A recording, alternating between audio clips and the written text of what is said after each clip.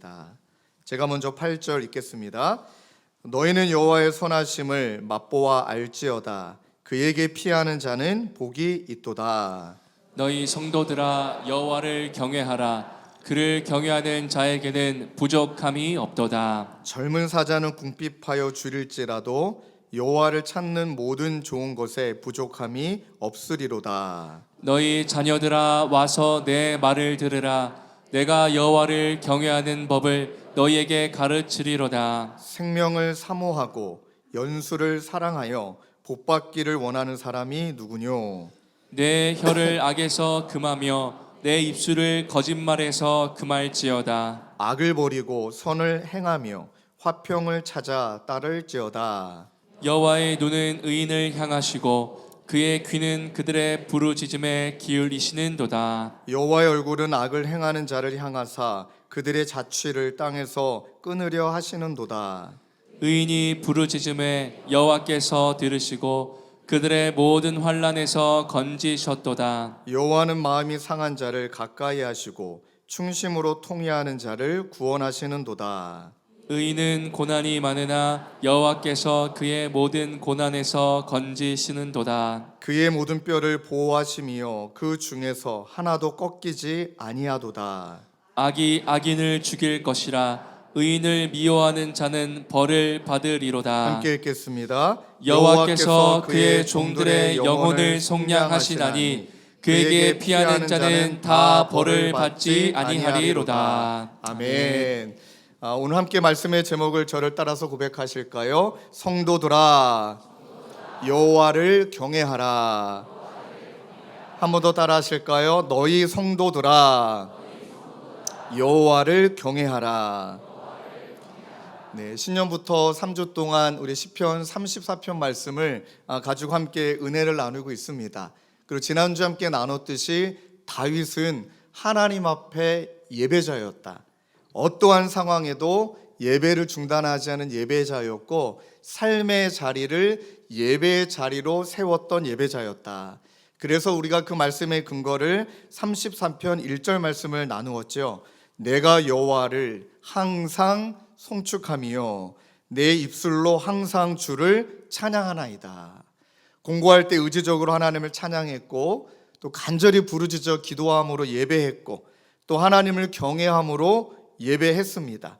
그리고 오늘 본문 말씀과 연결하여 이렇게 평생 하나님 앞에 예배자로 서 있기를 간절히 바라는 본인의 마음과 염원이 담겨 있는 다윗의 시가 하나가 더 있습니다. 시편 27편인데 영원히 예배자로 서기를 원하는 마음을 다윗은 이렇게 고백합니다. 우리 이왕이면 함께 읽으실까요? 시작. 내가 여호와께 바라는 한 가지 일 그것을 구하리니 곧 내가 내 평생에 여호와의 집에 살면서 여호와의 아름다움을 바라보며 그의 성전에서 사모하는 그것이라. 우리 뒷부분까지 말씀을 읽었는데요. 이 말씀을 한 주 내내 연구하고 묵상하고 원어도 분석해보고 모든 성경의 버전을 다 읽어보며 제가 나름대로 오늘 본문 말씀을 원어에 근거한 직역을 해봤습니다. 그러니까 이거는 제가 직역했지만 진짜 믿어도 되는 직역입니다. 한번 이렇게 직역해봤는데요. 내가 여호와께 요청했고 또 지금까지 요청했던 그 한 가지, 그것을 내가 계속 구할 것입니다. 내 평생 하나님 앞에서 하나님을 향한 경배와 찬양을 올리며 하나님과 친밀한 교제를 나누기를 간절히 원합니다. 직역을 잘하지 않으셨습니까? 잘하지 않았습니까? 이 말씀을 세 가지로 정리한다면 예배자에게는 이 세 가지의 모습이 있어야 한다는 것이죠. 첫 번째는 하나님 앞에 선자라는 것입니다. 하나님 앞에 선자. 두 번째는 예배를 경배와 찬양이라 표현하지 않습니까? 하나님을 향한 경배와 찬양을 드리는 자이고, 마지막 세 번째는 하나님과 친밀한 교제를 나누는 자가 바로 예배자이다. 근데 여러분, 이 세 가지의 말씀이, 이 세 가지의 의미가 하나의 단어와 다 연결이 됩니다. 그 하나의 단어는 경외입니다. 하나님 앞에 선자도 경외, 하나님을 향한 경배와 찬양하는 자도 경외, 하나님과 친밀한 교제를 나눈 자도 경외와 연결이 되어집니다. 한번 조금 더 구체적으로 살펴본다면 그것은 내가 사모하는 모든 날 동안 하나님 앞에서라는 말씀이 내 평생의 여호와의 집에 살면서 이렇게 표현됩니다. 여기서 말하는 여호와의 집은 어떤 물리적인 성전이 아니라 하나님의 임재 앞에서, 하나님의 존전 앞에서, 이런 의미입니다. 아마 여러분들이 잘 알고 계시는 라틴어가 있죠. 코람데오, 하나님 앞에서. 그러니 하나님 앞에서 하나님을 경외하는 마음을 내포하고 있습니다. 여러분, 구약 성경도 신약 성경도 바로 하나님 앞에서와 경외가 연결되는 구절이 정말 많습니다. 신명기 4장 10절 말씀을 먼저 소개한다면 내가 호렙산에서 내 하나님 여호와 앞에 섰던 날에 여호와께서 내게 이르시기를 나에게 백성을 모으라. 내가 그들에게 내 말을 들려주어 그들이 세상에 사는 날 동안 나를 경외함을 배우게 하며 그 자녀에게 가르치게 하리라 하시매. 명확하게 하나님 앞에서와 하나님을 경외함을 연결하고 있습니다. 자, 전도서 5장 2절 말씀을 한번 여러분들이 읽어보실까요? 시작. 너는 하나님 앞에서 함부로 입을 열지 말며 급한 마음으로 말을 내지 말라. 하나님은 하늘에 계시고 너는 땅에 있음이니라. 그런즉 마땅히 말을 적게 할 것이라. 아멘. 정말 이 말씀은 저를 위한 말씀입니다. 왜 이렇게 말이 많은지, 또 왜 이렇게 말을 많이 해야 되는지, 이제 그러다 보니 때로는 감정이 앞서는 말, 그리고 내 기준과 내 상황이 앞서는 말, 급한 마음으로 말을 내뱉을 때가 정말 많습니다. 자녀를 꾸중할 때도 그렇고요, 또 무언가를 해결할 때도 그렇고요. 근데 가만히 살펴보면 하나님 앞에서 함부로 말하지 말아라. 그리고 하나님 앞에서 함부로 말하지 않는 것은 중요한 방법이 있다. 말 줄여라. 말을 적게 하라. 이 의미가 어떤 의미냐면 하나님 앞에서와 경외가 어떻게 연결이 되느냐? 정말 하나님을 경외한다면 사람 앞에서가 아니라 하나님 앞에 서야 되는데, 즉 오늘날 우리에게 이렇게 질문하고 있는 것 같아요. 하나님 앞에 서 있다면 하나님을 경외하는 것이고, 사람 앞에 서 있다면 사람을 두려워하는 것이고, 그리고 세상 앞에 서 있다면 세상을 두려워하는 것이고, 또 가장 우리의 공통점이죠.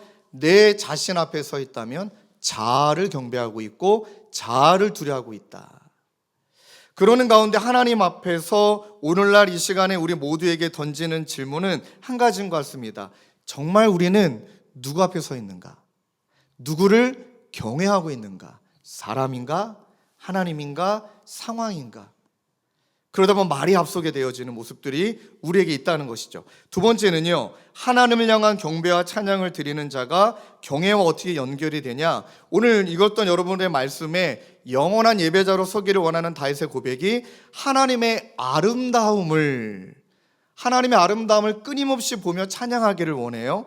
그러니까 하나님의 아름다움은 그분의 위엄, 그분의 영광을 정말로 존경하고 사랑하는 태도로 그분을 경배하는 것.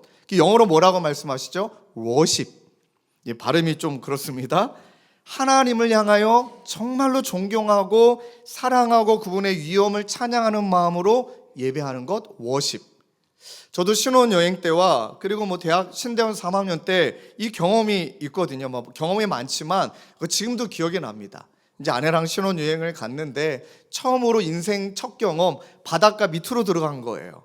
이제 스쿠버 다이빙을 하고 이제 바닷가 밑을 들어갔는데 정말 예쁜 거예요. 처음 본 장면이다 보니까 너무너무 예뻐서 하나님의 위엄과 하나님의 솜씨 앞에 저절로 저도 모르게 찬양을 불렀던 기억이 납니다. 주 하나님 지으신 모든 세계. 와, 막 그 바닷가 가운데서 그 찬양을 부르는데 아마 이제 옆에 있는 분들이 봤다면 이렇게 들렸겠죠. 꼬록꼬록꼬록꼬록 이렇게 들렸겠지만 그 위엄과 하나님의 광대하심. 또 아마 기억에 신대원 3학년 졸업할 때쯤이었던 것 같은데 미국에 이제 그 그랜드 캐년을 처음 봤습니다. 여러분 가보신 분들은 아시겠지만 압도당하는 느낌. 압도당하는 느낌. 야, 그 돈 들여서 헬기를 타서 위에서 바라봐도 압도. 그리고 위에서 바라봤던 그 장소에 깊이 들어가도 압도. 그럴 때는 정말로 이 세상을 만드신 하나님을 존경하고 사랑하는 마음으로 워십, 경배하게 됩니다. 그리고 하나님의 성품과 하나님의 행하신 일에 대해 우리는 감사와 기쁨을 담아서 하나님을 찬양하는데 하나님을 자랑하게 되는 거죠. 그게 영어로는 praise. 그러니 예배를 경배와 찬양이라고 표현하는 것입니다. 자, 레위기 26장 1절 말씀을 볼까요? 너희는 자기를 위하여 우상을 만들지 말지니 조각한 것이나 주상을 세우지 말며 너희 땅에 조각한 석상을 세우고 그에게 경배하지 말라. 나는 너희 하나님 여호와임이니라. 하나님을 경외함과 하나님을 예배함이 연결되어 있죠. 자, 요한일서 2장 15절 16절은 과연 우리는 지금 무엇을 예배하는가라고 꼭 집어서 말씀하시는 것 같은데 함께 읽겠습니다. 시작. 이 세상이나 세상에 있는 것들을 사랑하지 말라. 누구든지 세상을 사랑하면 아버지의 사랑이 그 안에 있지 아니하니. 이는 세상에 있는 모든 것이 육신의 정욕과 정욕과 안목의 정욕과 이생의 자랑이니 다 아버지께로부터 온 것이 아니요 세상으로부터 온 것이라. 아멘. 지금 무엇을 예배하고 사랑하고 있는가? 세상을 사랑한다면 그건 아버지 안에 있는 것 아니다. 하나님 예배하는 것 아니다. 우리가 지금 육신의 정욕을, 안목의 정욕을, 이생의 자랑을 사랑하고 있다면 그건 세상 사랑하고 예배하는 거지 하나님 예배하는 것이 아니다. 그러니 하나님을 향한 경배와 찬양과 경외를 연결하며 오늘 저와 여러분들에게 이 다윗의 고백이 이렇게 질문하고 있는 것 같습니다. 당신은 지금 무엇을 경배하고 무엇을 찬양하고 있는가? 하나님을 향한 이 경외심을 잃어버리면 여러분 자연스럽게 나타나는 특징이 내 중심에서 하나님이 밀려납니다. 하나님의 경외를 잃어버리면 중심에서 하나님을 밀려나게 되고 반드시 그 자리에 대체제가 자리 잡아요. 때로는 내 자신이, 세상이, 삶이, 물질이, 그리고 성공이, 그리고 그것을 예배합니다. 오늘 일부 예배 끝나고 보니까 몰랐습니다. 이제 이분이 연예인 지망생이셨더라고요. 과거에, 지금이 아니라. 그리고 중축공사 보수공사를 많이 하셨대요. 네. 성형수술을 이제 눈이 좀 더 컸으면 좋겠다. 코가 더 똑똑하면 좋겠다. 그리고 나서 이분의 꿈이 이제 연예인이시다 보니까 보수와 중축공사를 많이 하시며 그때를 지나가고 나서 이분이 하신 이야기가 오늘 1부에 끝나고 하신 이야기가 목사님, 제가 외모를 예배하는 줄 알았는데 자기 자신을 예배하고 있다는 걸 알았다는 거예요. 나를 예배하고 있고 인정받고 싶고 인기를 끌고 싶고 그 다음에 이분이 하신 이야기 사람들이 쳐다보는 것을 즐기고 싶고 이야 하나님을 경외함이 쑥 밀려나면 내 자신을 예배하게 되어 있는 것이 저와 여러분들의 연약함이라는 것이죠. 그리고 세 번째는요, 하나님과 친밀한 교제를 나누는 것이 경외와 연결되어져 있는데 오늘 시편의 고백처럼 그의 성전에서 사모하는 그것이라. 성전이란 단어가 나오는데 아까 말씀드린 집은 하나님의 임재, 하나님 앞에서를 상징한다면 여기에서 성전은 여러분도 아시겠지만 다윗의 시대는 아직은 성전이 없었습니다. 솔로몬에 의해 지어진 고정된 성전이 존재하기 전까지는 그 성전을 대신했던 존재가 하나님의 임재를 상징하는 성막이 있었습니다. 그러니 성막은 하나님의 임재와 하나님의 교제를 친밀한 교제를 상징하는 장소였죠. 그러니까 하나님의 임재 안에서 하나님과의 친밀한 교제를 나누는 것을 우리 다윗은 간절히 바라고 있는 것인데 그것이 경외와 연결되어져 있다. 여러분 한번 생각해 보실까요? 친밀하다, 상호적인 것이잖아요. 일방적인 게 아닌 거더라고요. 저는 이 세 번째 말씀을 통해 참 많이 회개했습니다. 기도하는 가운데 하나님께서 어떤 기도를 고백해 하셨냐면, 하나님이 나를 정말 잘 아는 만큼 나도 하나님을 잘 알려고 몸부림쳐야 되는 것 아닌가? 하나님은 나를 너무 잘 아시는데 나는 하나님을 몰라요. 몰라도 너무너무 몰라요. 어찌 친밀하다 말할 수 있겠습니까? 친밀한 건 상호 관계가 잘 알고 있는 거지 일방적인 짝사랑이 아니라는 거예요.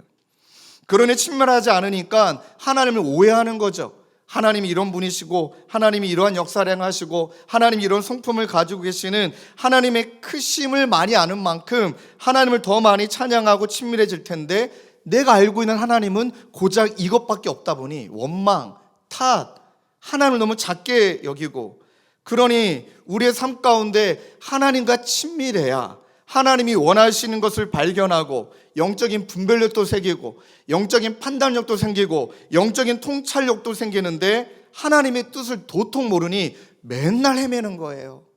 맨날 방황하는 거예요. 그리고 순종도 안 되는 거예요.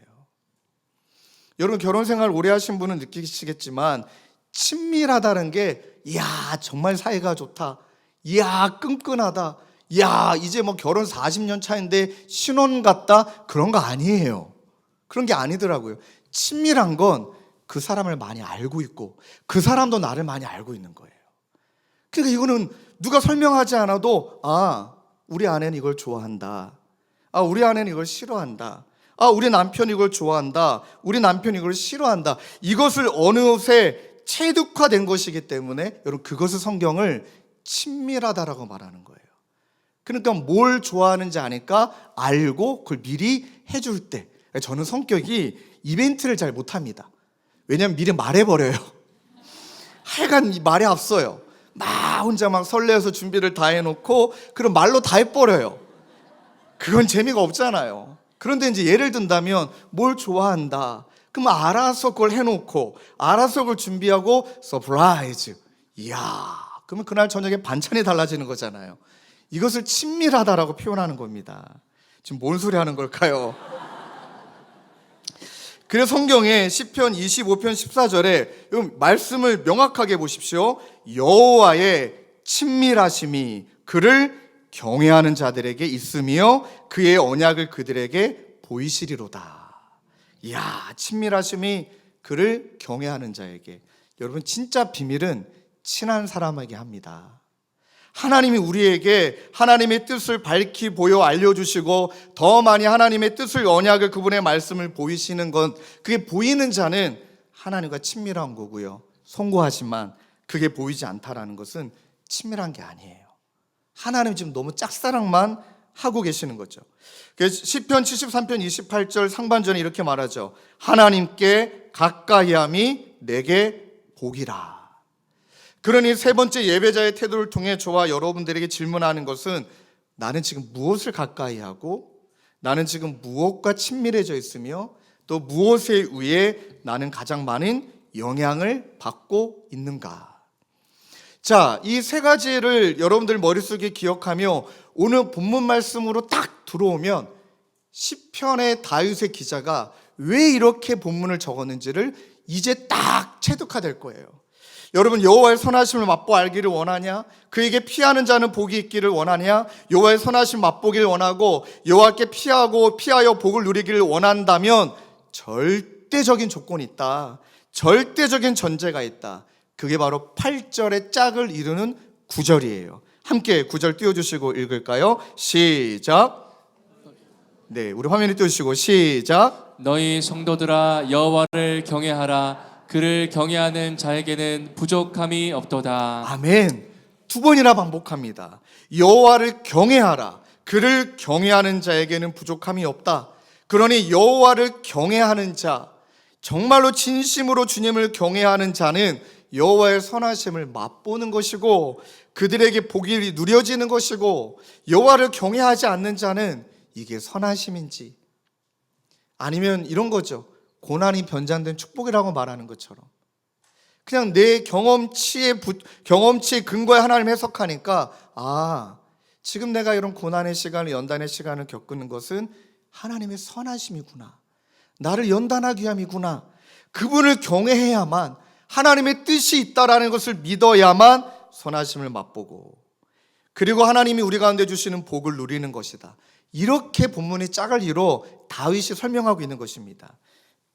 여러분, 경외에 대해서 이미 여러분들이 잘 정리하고 계시겠지만, 그러니 이 경외를 잃어버렸을 때 선하심도 맛보지 못하고 모든 것들이 뒤틀린다라고 폴 트립이 이렇게 말했습니다. 뒤틀린 삶을 바로잡는 힘이 경외인데, 그 책엔 이렇게 기록되어 있습니다. 우리는 하나님이 마땅히 받으셔야 할 경외를 도둑질했다. 이것이 모든 문제의 시작이다. 뒤틀려 버린 우리의 삶을 바로잡기 위해서는 하나님을 경외하는 마음을 회복해야 한다. 정말 잘 정리한 것 같습니다. 관계에, 또 세상 한가운데, 나 자신과의 관계에 모든 것들이 경외를 잃어버렸기 때문에 다 뒤틀려져 버린 것이다. 여러분, 경외라는 게 무엇일까요?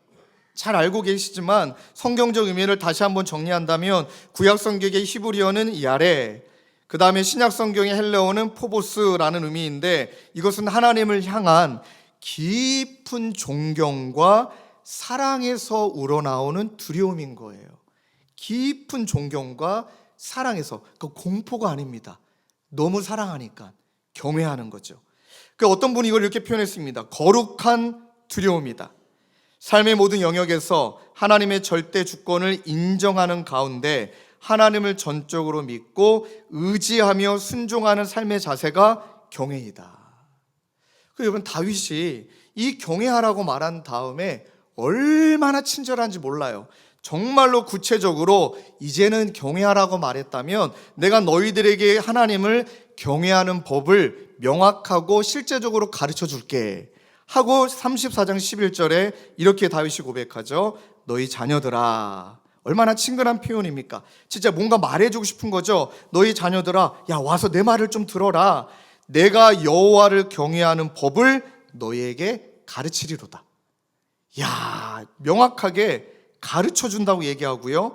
그 경외하는 법을 구체적으로 실제적으로 가르쳐 주는 것이 13절, 14절에 나와요.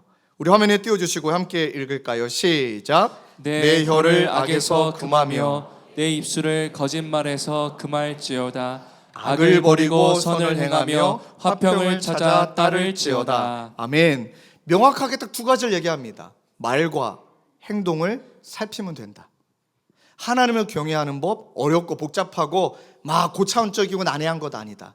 너의 말 속에, 너의 행동 속에 여호와 경외하기가 드러나야 된다 하고, 반대적인 의미를 두 가지를 비교하며 대조하며 이제 말씀하는 거죠. 자, 여호와를 경외하라 라고 말하는 것은 여호와를 경외하는 말을 하며 살아라. 그 말은 또 여호와를 경외하지 않는 말을 금하고 여호와를 경외하는 말을 우리의 말 가운데 채우라는 것이죠. 오늘 성경에 보니까 혀를 악에서 금하고 입술을 거짓말에서 금하라. 보니까 우리가 금해야 될, 경외하지 않는 말이 악과 거짓말이래요. 그 악이란 말이 구체적으로 어떤 표현일까? 여러분, 성경을 보면 이 악은 불평이라고 표현됩니다. 그러니 여러분, 불평이 악이에요. 경외하지 않는 말이래요.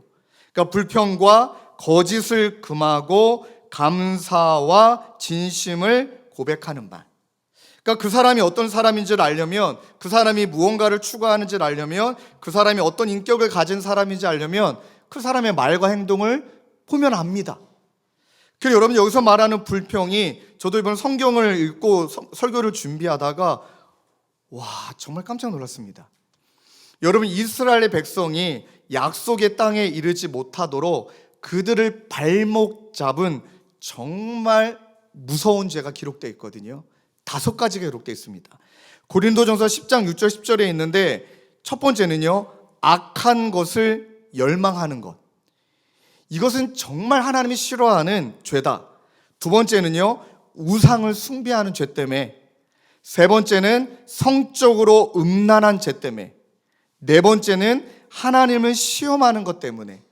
얼마나 악한 것입니까? 악한 것을 열망하고 우상 숭배하고 성적으로 음란에 빠지고 하나님을 시험하는 것. 근데 이 무게와 동일하게 한 가지 악에 대해서 더 이야기를 하는데 고린도전서 10장 10절입니다. 함께 읽을까요? 화면에 띄워주시고 시작. 그들 가운데 어떤 사람들이 원망하다가 멸망시키는 자에게 멸망하였나니 너희는 그들과 같이 원망하지 말라. 여러분, 앞에는 네 가지와 동일한 무게로 심각한 죄를 얘기하는데 그게 원망이다. 성경이 명확히 말합니다. 원망이다. 원망의 다른 말은 불평이죠. 그러니까 불평이 하나님이 기뻐하시지 않는 악 중에서도 심각한 악이라는 거예요. 굉장히 심각한 죄라는 거예요. 예를 들면 이런 거죠. 하나님의 방법, 하나님의 때, 마음에 들지 않습니다. 저라면 그렇게 안 합니다. 하나님, 도대체 왜 그러십니까? 하고 원망하고 탓하는 것은 하나님을 경외를 잃어버린 말이라는 거죠. 왜냐하면 그 불평이 하나님의 성품, 하나님의 사랑을 모욕하는 말이고요.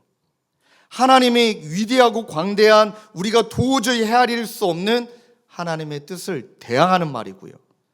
하나님에 대한 거룩한 경외감이 전혀 없는 말이 불평이다. 그래서 폴 트립은 경외라는 책에 이렇게 말해요. 경외심을 잃어버린 말은 불평이다. 명확하게 말해요. 명확하게. 이 말씀을 준비하다가 오늘 저녁 가정 예배 드릴 때 우리 두 아이에게 명확하게 얘기해야겠다 결심했습니다. 사랑하는 두 아들아, 너희들이 불평할 때는 아빠가 훈계해야 된다. 또 엄마 아빠도 불평할 때는 너희들도 훈계해 주길 바란다. 왜냐하면 이거 심각한 죄다. 심각한 죄다. 가벼이 여길 수 있는 죄가 아니다. 하나님 모욕하는 거고 반항하는 거고 하나님에 대한 경외심이 전혀 없는 말이니까 이거 간과하지 말자. 오늘 그렇게 좀 다짐을 했습니다. 그리고 빌립보서 2장 14절에는 이렇게 말하죠. 모든 일을 원망과 시비와 그러니까 불평이 없이 하라. 전제가 무엇입니까? 모든 일. 하나님에 대해서, 사람에 대해서, 상황에 대해서 원망과 시비가 없이 하라.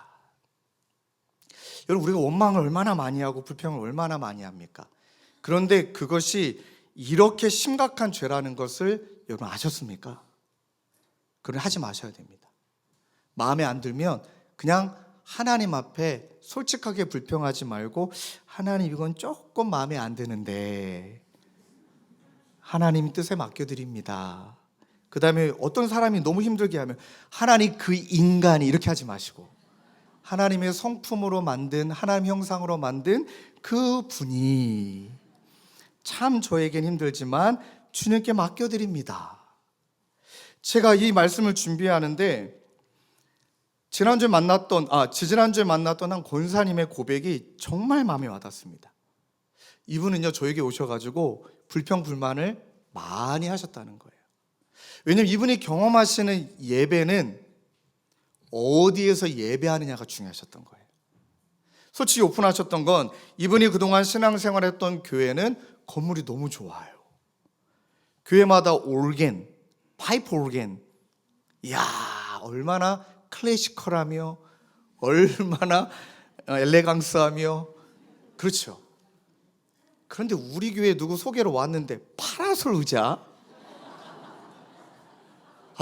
적응이 안 되시는 거예요. 이분이 파라루사에 적응이 안 되고 또 한 가지 이분이 정말 예배 집중이 안 됐던 게 지금은 이제 없어졌지만 양쪽에 있는 농구 골대, 아니 하나님이 보이고 뭐 십자가가 보자지 농구 골대가 뭐냐 하면서 막 계속 불평. 그리고 어느 순간에 방석도 안 주네. 막 불평. 여러분 방석은 셀프예요. 뒤에 놓여져 있습니다. 깨알 같은 광고를 드리고 그리고 이분이 우리 교회에서 예배 드리다가 결정하신 거 교회 떠나야겠다. 여긴 예배가 예배 같지 않다. 그러시다가 예배를 드리시는 가운데 하나님이 이분에게 말씀하셨다는, 넌 날 예배하는 자니? 넌 지금 무엇을 예배하고 있는 거니? 예배 당이니? 그리고 이분에게 하나님이 딱 두 마디로 정리케 하셨는데 그 말씀을 저에게 주실 때 정말 와닿더라고요. 어디에서 예배하는 게 중요한 게 아니라 누구를 예배하는 것이 중요한지를 이제 알았습니다. 딱 정리하셨더라고요.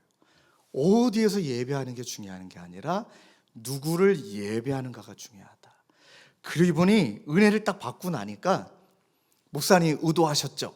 뭘 의도했습니까? 그랬더니 이렇게 의자를 따닥 놓은 것도 의도하신 거죠? 아니라고 우리가 최대한 우리가 현장 예배를 많이 못 들어오시니까 의자를 많이 깐 거라고. 아니면 이분이 이렇게 이해하시는 거예요. 아니에요, 이건 목사님 의도하신 거라고.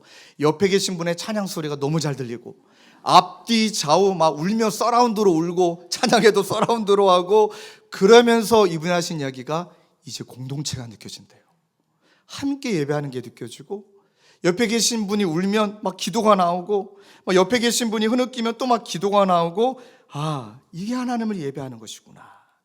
불평이 사라지고 그 자리에 하나님을 경외하는 단어인 감사가 자리 잡히는 거예요. 여러분 다니엘 6장 10절 보면은 이 기가 막힌 표현이 있습니다. 말씀만 딱 읽어도 느낌이 오실 거예요. 화면에 띄워주시고 함께 읽을까요? 시작. 다니엘이 이 조서에 왕의 도장이 찍힌 것을 알고도 자기 집에 돌아가서는 윗방에 올라가 예루살렘으로 향한 창문을 열고 전에 하던 대로 하루 3번씩 무릎을 꿇고 기도하며 그의 하나님께 감사하였더라. 아멘. 무슨 설명이 필요합니까? 왕의 도장이 찍혔다. 이제 다니엘 죽은 거예요. 알면서도 하나님 이게 뭡니까? 나라 잃어버리고 노예로 끌려와가지고 여기서 어떻게든 살아남으려고 열심히 살았는데 하나님 도대체 이게 뭡니까? 불평했습니까? 불평 하나도 안 나오고 마지막에 무릎을 꿇고 기도하며 뭐 했습니까? 그의 하나님께 감사하였더라. 할렐루야. 그러니 예배하는 가운데 무릎 꿇는 가운데 기도하는 가운데 그의 마음속에 왜 불평이 안 나올 거고 왜 불평의 상황이 떠오르지 않겠습니까? 그것을 기도하는 가운데 다 통과시키고 끝내는 하나님 앞에 감사를 고백하고 있다는 것이죠. 그래서 에베소서 5장 4절은 이렇게 고백해요.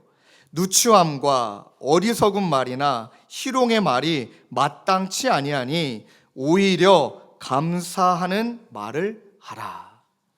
여러분들 때로는 내가 힘들고 또 내가 상황이 불평할 수밖에 없고 원망할 수밖에 없는데 여러분 신기한 건 그것이 전염돼요.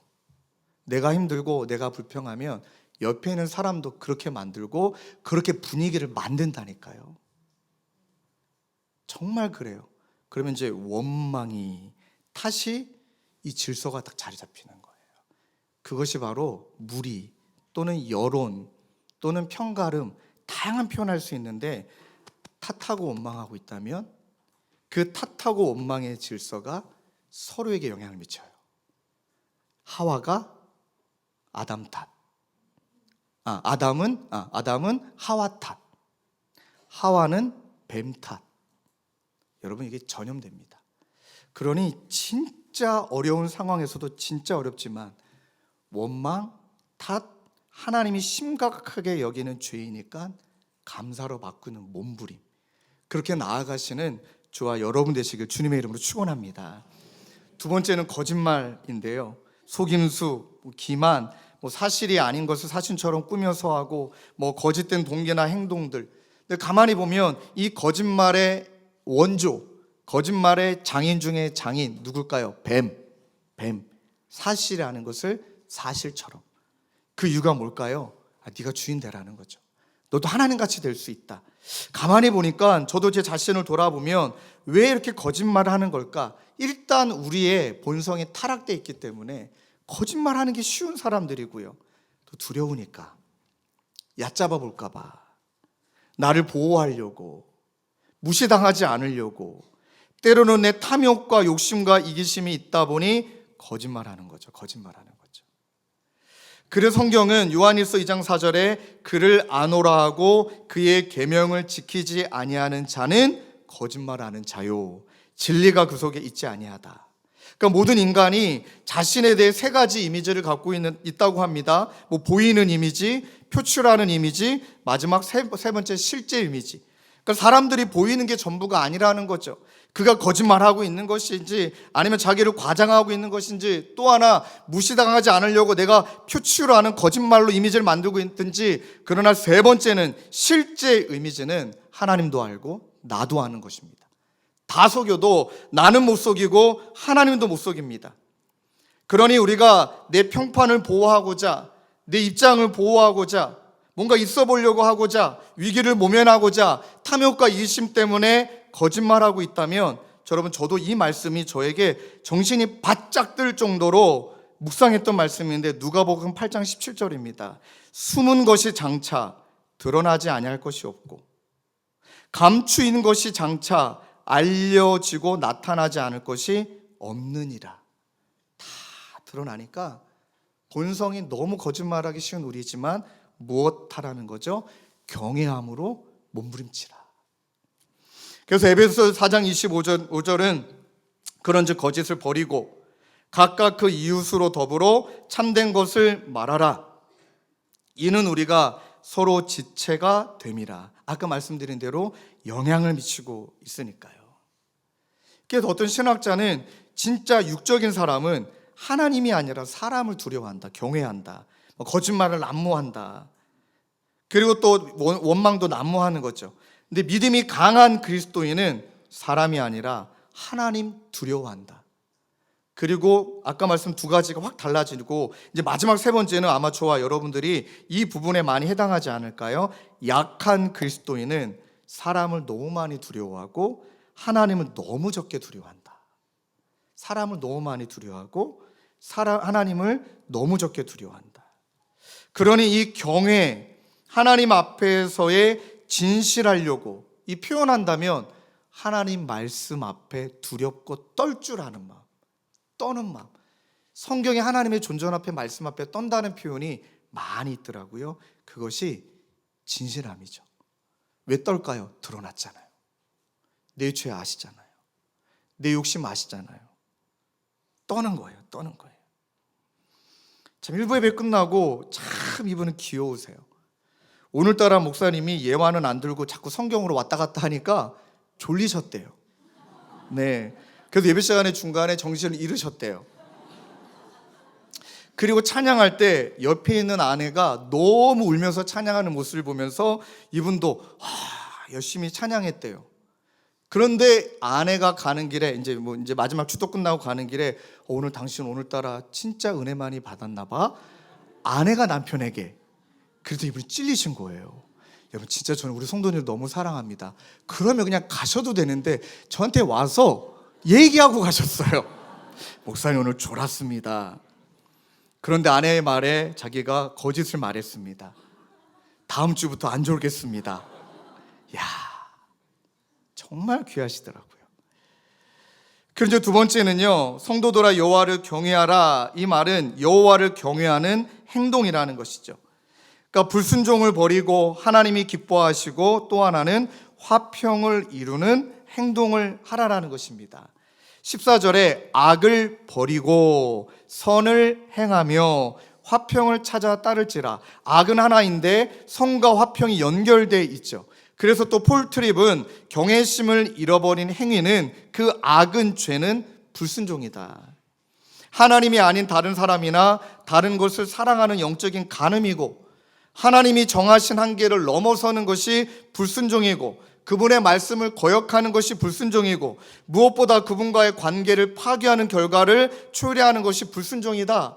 그러니 이 순종하는 삶으로 이끌어주는 유일한 것은 하나님을 경외합니다. 하나님을 경외할 때 순종할 수 있게 되어진다. 여러분, 우리 간단하게만 생각해 봐도요, 하나님을 두려워하면 그분의 마음을 알게 되고, 그러면 그분이 사랑하는 것을 사랑하게 되고, 그분이 미워하는 것을 미워하게 되고, 그러니까 그분이 미워하는 것을 싫어하는 정도가 아니라 미워하는 거예요. 미워하는 거예요. 너무너무 미워하는 거예요. 또 그분께 중요한 것이 나에게도 중요하고, 그분께 그리 중요하지 않은 것이 나에게도 별로 중요하지 않는 거예요. 그래서 이찬수 목사님이 명언 한 가지 남기셨는데, 민감할 때 민감하고 둔감할 때 둔감하라. 이게 경외심인 것 같아요. 민감할 때 민감하고 둔감할 때 둔감하라. 그러니까 하나님이 기뻐하시지 않는 이런 삶은, 불순종은, 이 악은 버리고 하나님이 기뻐하시는 것과 또 짝을 이루는 것이 하나님이 기뻐하시는 것을 하되, 그것에 대한 나타나는 특징은 샬롬이 이루어진다는 거예요. 그러니 그 사람이 하나님을 경외한다, 그 다음에 불순종하지 않으려고 몸부림치는 사람은, 그 사람이 있다면 문제가 막 해결이 되고, 그 사람 때문에 평안이 이루어지고, 그 사람 때문에 막 화합이 이루어지는 자는 경외함으로 순종하는 자인데, 그 사람만 있으면 긴장되고, 그 사람만 있으면 문제가 막 야기되고 문제를 드러내고, 그 사람만 있으면 편가름이 일어나고, 명확하다는 거예요. 편가름이 있고 긴장하게 만들고 샬롬을 찾아 따르지 않는다면 하나님 경외하지 않고 자기가 주인 돼서 자기 기준에 따라 자기가 심판하는 불순종하는 자다. 이렇게 성경은 우리에게 말씀하시고 있는 거예요. 11에서 12장 28절 29절은 그러므로 우리가 흔들리지 않는 나라를 받았은즉 은혜를 받자, 이로 말미암아 경건함과 두려움으로 하나님을 기쁘시게 섬길지니 우리 하나님은 소멸하는 불이심이라. 경건함과 두려움으로. 또 빌립보서 2장 12절 13절은 명확하게 이렇게 말씀하셔요. 그러므로 나의 사랑하는 자들아, 너희가 나 있을 때뿐만 아니라 더욱 지금 나 없을 때에도 항상 복종하여 두렵고 떨림으로 너희 구원을 이루라. 너희 안에서 행하시는 이는 하나님이시니 자기의 기쁘신 뜻을 위하여 억지로가 아니라 너희에게 소원을 두고 행하게 하시나니. 하나님을 경외할 때 하나님이 기뻐하시는 이 화평과 선을 행하고자 하는 그 마음이 자발적으로, 그런 이 마음이 이런 거예요. 해야 한다가 아니라 하고 싶다예요. 해야 한다가 아니라 하고 싶다. 일부 땐 시간이 부족해서 이 말씀을 못 드렸는데 참 그 두 분께 너무너무 감사해요. 아침에 일찍 주일날 일어나서 우리 김포에는 성도님들을 모시기 위해 교회차를 또 교회로 모셔서 가져가셔서 또 그분들을 다 운행하시고, 그 운행하여 주신 그분의 사랑 때문에 여러분 스타렉스 다락방이 생겼어요. 스타렉스 다락방. 매주 거기에서 만드시 그 글이 홈페이지에 올라가 있어요. 한번 보십시오. 거기서 막 삶을 나누고 뭐 기도 제목 나누고, 야, 또 운전해 주시는 집사님은 또 막 거기에다가 막 간식을 넣어가지고 막 암송 편하게 하시라고 막 말씀 구절도 막 올려주시고. 어떤 게 느껴지세요? 그 한 분으로 말미암아, 또 두 분이 운전하시는데 그 두 분으로 말미암아 평안이 임하고 화합이 있고 하나님의 선하심을 누군가가 맛보고 있고, 기꺼이 자원하는 마음으로 희생하고 주장하지 아니하고 그 자리를 지켜내는 것, 경외하기 때문에 가능한 것인 줄로 믿습니다. 말씀을 정리하면서 여러분, 이렇게 경외하는 자에게는 반드시 하나님이 주시는 9절의 짝 8절 여호와의 선하심을 경외하는 자들에게는 맛보아 알게 될 줄로 믿습니다. 어떻게 해요? 34장 17절 19절 20절에 계속 나와요. 하나님의 임재, 고난 속에서 하나님이 더욱 가까이 계심을 맛보아하는 거예요. 그러니 고난 가운데 하나님이 진짜 선하심을 더 알게 되는 거예요. 이렇게 나를 이끌고 계시는구나. 또 하나님의 돌보심은요, 고난 속에서 더욱 세밀히 돌보시고 보호하여 주심을 맛보는데, 성경에 이런 표현이 있습니다. 여러분 20절에 보면 그의 모든 뼈를 보호하시는데 그 중에서 하나도 꺾이지 아니하리로다. 모든 뼈를 보호하시는데 그 중에 하나도 꺾이지 아니하리로다.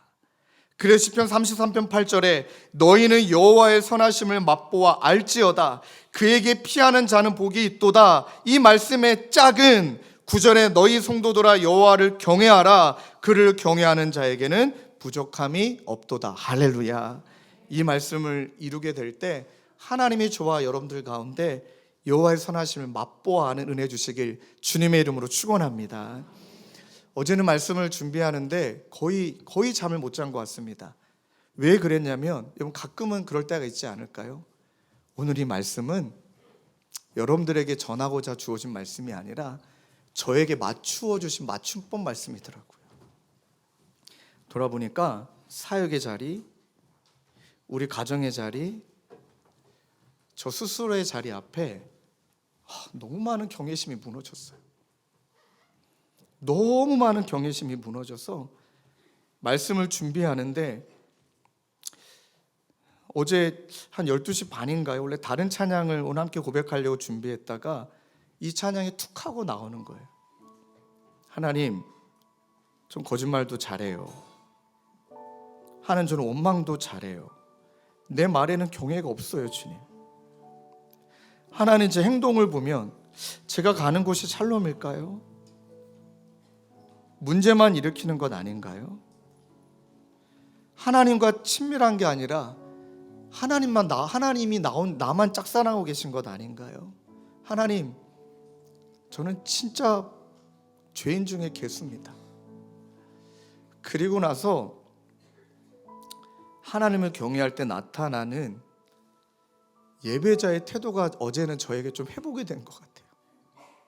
그러니까 책상에 앉아서 이렇게 잠깐 눈을 감고 기도하는데 그냥 눈물이 나는데 책상에 못 앉아 있겠더라고요. 바닥에 내려와서 무릎이 꿇혀져요. 그냥 바닥에서 무릎이 꿇혀지더라고요. 평상시에는 고개를 들고 두 손을 높이 들고 찬양했다면 두 손도 못 들겠고요. 고개를 들 수가 없는 거예요. 고개를 땅바닥에 처박은 채 그냥 울면서 하나님,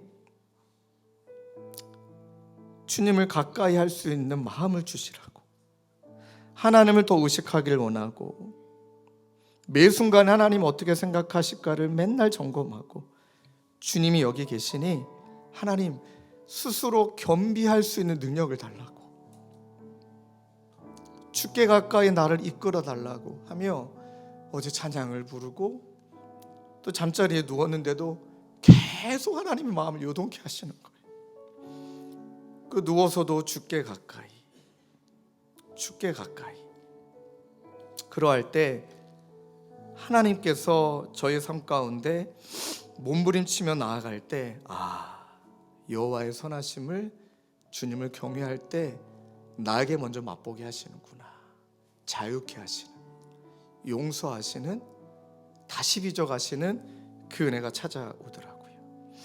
그 마음으로 여러분들과 이 찬양을 하나님 앞에 우리의 영혼이 주님 존전 앞에 있음을 기억하며 이렇게 고백하고 싶어요. 주께 가까이 나를 이끌어 주소서.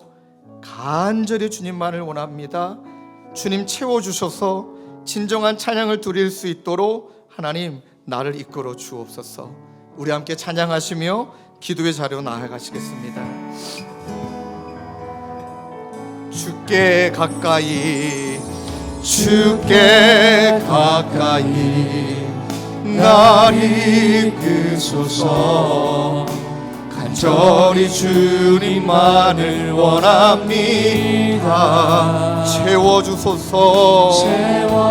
채워주소서. 주님의 사랑을, 주의 사랑을 진정한 찬양 드릴 수 있도록 주께 가까이, 주께 가까이 날 이끄소서. 간절히 주님만을 원합니다. 채워주소서. 채워주소서.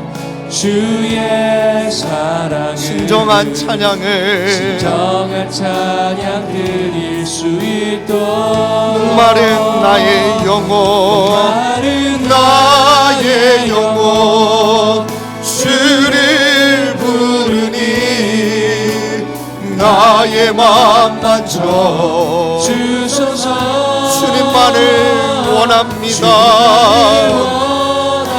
원합니다. 나의 맘 만져주소서. 아멘. 목마른 나의 영혼, 나의 영혼 주를 부르니 나의 맘 만져 주소서. 주님만을 원합니다. 주님만을 원합니다. 원합니다.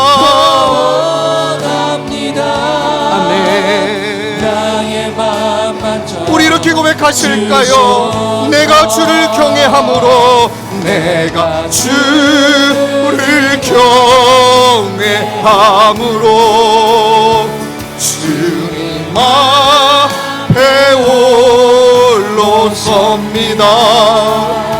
찬양 받으시기 합당한 거룩하신 주님, 내가 주를 경외함으로, 하나님 아버지 주님 앞에 경외함으로 섭니다. 하나님 아버지 숨길 수가 없습니다.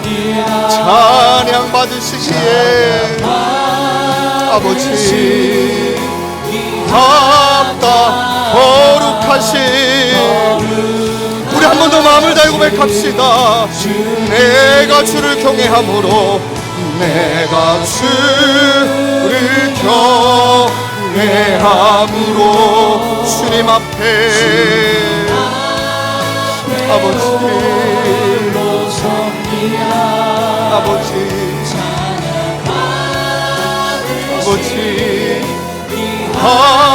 합당한 거룩하신 주님. 사랑하는 성도님들, 지금 무엇 앞에 서 계십니까? 무엇을 경배하고 예배하고 계십니까? 그리고 무엇과 친해져서 그것에 영향받고 계십니까? 우리의 말과 행동에는 하나님을 향한 존경과 사랑의 마음으로 기인한 경외함이 드러나고 있습니까? 감사가, 화평이, 하나님이 선하시다라고 여기시는 생각과 행동이, 아니면 반대로 늘 원망과 불평과 하나님을 반하여 그렇게 나 때문에 누군가가 긴장하게 만드는, 나 때문에 누군가가 부담스럽게 만드는, 그렇게 샬롬을 깨는 자로 우리는 살아가고 있습니까? 오늘 두 갈래로 이 찬양의 가사로 기인하여 우리가 기도하기를 원해요. 하나님, 불쌍히 여겨 주옵소서. 아버지 하나님, 하나님 앞에, 하나님 가까이 나아갈 때 하나님, 내가 정말 주님을 경외함으로 오늘 내 말과 행동에 아버지 주님을 경외하는, 아버지 하나님 주님을 정말로 경외하는 말과 행동이 회복되게 하여 주시옵소서. 그러하기 위하여서 하나님 무시로 스스로 겸비하여 하나님을 가까이 하는 자로 살아가는 주님, 우리 모두가 되도록 주님 인도하여 주옵소서. 이 마음을 가지고 한 목소리로 함께 합심하여 기도하겠습니다. 기도하시겠습니다. 아버지 하나님, 이 시간 마음을 다해 기도합니다. 하나님, 용서하여 주시옵소서. 하나님을 두려워하고 하나님을 경외하며 하나님을 사랑하는 마음으로 인하여 하나님, 나의 입술은, 나의 행동은 거짓이 아니라 아버지 하나님 원망이 아니라 감사가 선포되고 있는가? 하나님, 나의 행동은 악을 향해 달려가는 것이 아니라 하나님이 기뻐하시는 행동을 하고 있는가? 하나님, 샬롬, 누군가에게 화평을 주는 삶을 살아가고 있는가? 아버지 하나님, 간절히 구하오니 주님을 가까이 할 때, 내가 주님을 경외하는 마음을 가질 때, 하나님을 경외하는 말과 하나님을 경외하는 행동이 우리 가운데 다시금 살아나게 될 줄로 믿습니다. 아버지 하나님, 주님 앞에 무릎을 꿇고 고개를 조아려 하나님, 나를 용서하여 달라고 하나님 몸부림치겠다라고 고백하네. 우리 모두가 되도록 주님 인도하여 주시옵소서. 하나님, 주님을 참되게 의지하며 하나님, 그 은혜가 아버지 오늘 우리를 아버지 하나님 향하여 주시고 하나님, 그네 붙들려 나아가는 제물을 주시옵소서. 주님, 은혜를 허락하여 주시옵소서. 아버지의 그 사랑을 힘입어 변하지 않는 하나님, 그 은혜를 구하며 주님을 힘입어 하나님 아버지 인도하여 주옵소서. 주님 앞에 하나님, 내가 주님을 경외함으로 서게 도와주시옵소서. 하나님, 그네를 경험하는 제 모두가 되도록 아버지 함께하여 주시옵소서. 그 주님 붙들며 더 간절히 기도하며 나아갈 수 더 있도록 간절히 찬양합시다. 내가 주님을 경외함으로 내가 주를 경외함으로 주님 앞에 홀로 섭니다. 찬양 받으시기에 아버지 거룩하신 우리 모두 자리 일어나서 찬양하실까요? 내가 주를 경외함으로 아버지 경외할 때 살아계신 하나님을 경험할 줄로 믿습니다. 주님 앞에 설 때 하나님의 위대하심을 경험할 줄로 믿습니다. 아버지 이 합당한 우리는 경외할 때 하나님의 살아계심을 경험하게 될 줄로 믿습니다. 살아계신 주 살아계신 주 나의 참된 소망 나의 참된 소망 원망은 떠나가고 걱정 근심 전혀 없네. 아버지 경외하게 될 때 살아계신 주님 사랑의 주 내 발 길 인도하니 내 모든 삶의 기쁨을 주마. 우리 마지막으로 고백하십시다. 경외할 때 살아계신 주 살아계신 주 오 주님 나의 참된 소망 하나님 몸부림치게 하여 주옵소서. 하나님 스스로 경비하게 하여 주옵소서. 하나님을 의식하게 하여 주옵소서. 여호와의 선하신 사랑의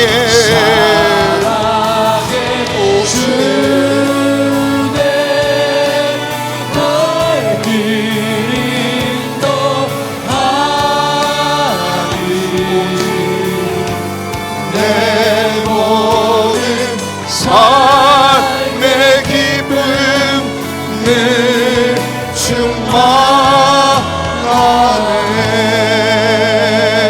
충만하네. 하나님 이번 한 주를 시작함에 앞서 하나님 앞에 스스로 겸비하여 하나님을 가까이 할 때 우리가 주님을 경외함으로 예배할 때 여호와의 선하심을 맛보아 알며 우리의 말과 행동은 하나님이 경외심이 드러난 감사와 하나님이 경외심이 드러난 선한 일과 나의 삶을 통해 화평이 이루어가는 주님을 경외할 때 선하심을 맛보고 선하심을 선포하는 우리의 삶이 되도록 하나님 인도하여 주시옵소서. 우리 구주 예수 그리스도의 은혜와 하나님 아버지의 담없는 사랑과 성령님의 위로교통 감화 우리와 함께 하시는 성령 하나님의 역사가 이번 한 주 주님을 경외함으로 살아가기로 다짐하는 사랑하는 성도님과 주님의 교회 가운데 영원히 함께 계시기를 간절히 축원하옵나이다. 아멘. 하나님 감사합니다. 은혜 부르고 아버지 하나님